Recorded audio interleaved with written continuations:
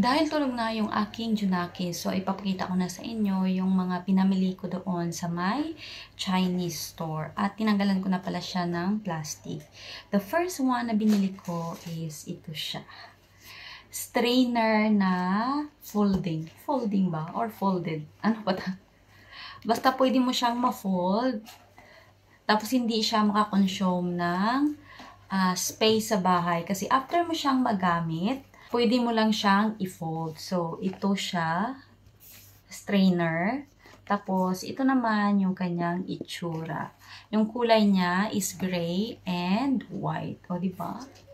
Ang tagal kong hinanap yung mga ganitong klaseng strainer na folded. Pero, nakita ko lang pala siya dito sa my Chinese store. Matagal na rin kasing hindi ako nakapunta sa my Chinese store. So, wala akong kaalam-alam ng mga new product nila na dumating. And another one! Alam nyo naman na kapag tayong mga Pinoy is kailangan talaga nating may tabo sa ating bahay.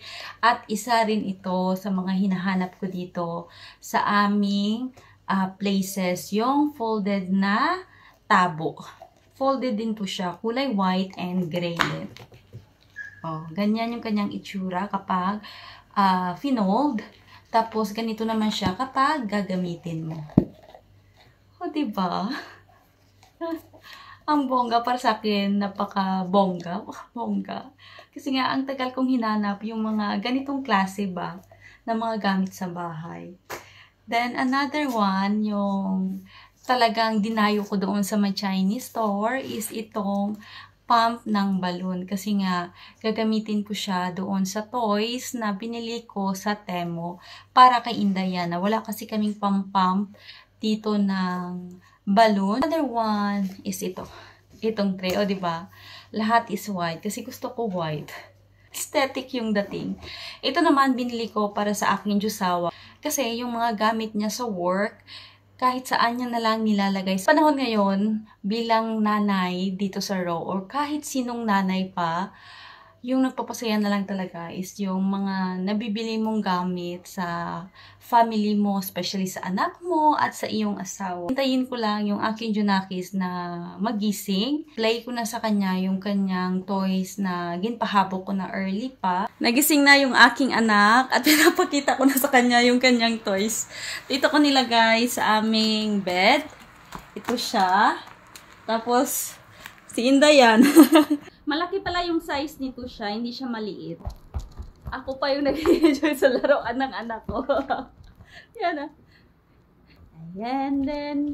Siyang mga laruan dyan sa loob, tapos i-touch-touch mo, nag-move siya. Promos, yan ah. Hanggang dito na lang yung aming for to this video. Say hi. Say goodbye mga palangga ng mami.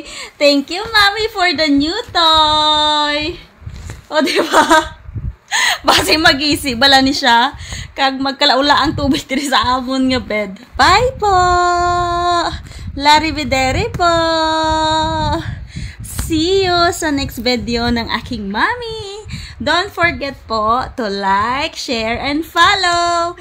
Have a good day po, mga palangga ng mami. Ay, bravo! Pune. Hambal na, ano hambal mo sa ila? Salamat po sa pagtanaw sa mga videos ang akon mami.